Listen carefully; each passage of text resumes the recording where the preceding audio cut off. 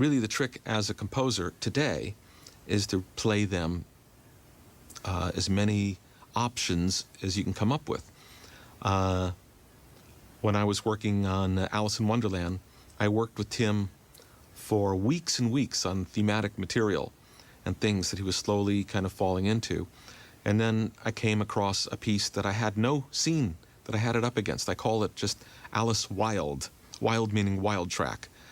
And so it was this idea, which using the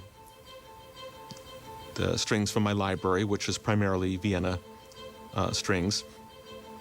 And it was just a feel that we were liking, that Tim was liking, and I was like, "Ooh, let's hear more of that." So I started doing variations, and slowly it evolved to the main theme of the movie. But it's not the one I intended to be the main theme.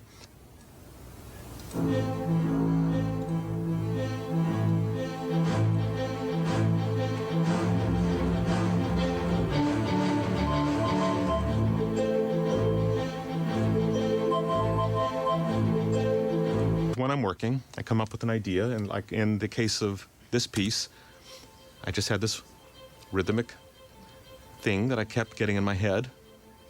And it was something that kind of would stick with me, so I started developing it into variations. And at a certain point, I think I had 12 or 13 variations, all based around this same piece with this choral.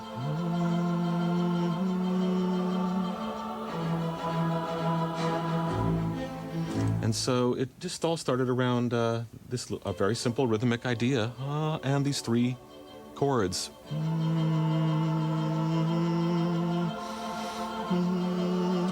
And so I kind of would do a demo.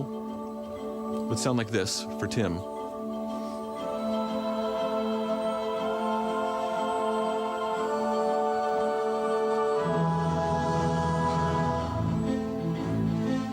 And of course I had no voices, so I do synthetic voices to do the melody.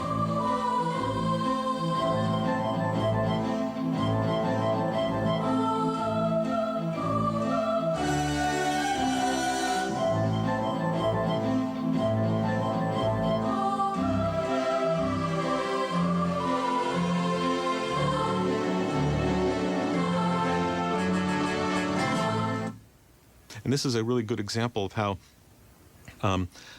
one may lay out an entire design for a film, and then the one thing catches hold, an idea, and then it starts to spread throughout, and then slowly it takes over and becomes the center of the score. And it's actually not uncommon for me that an idea I have somewhere into the process takes me a little bit by surprise, and then ends up becoming the basis for the score. With Tim, in particularly, that's true because he tends to allow that to happen.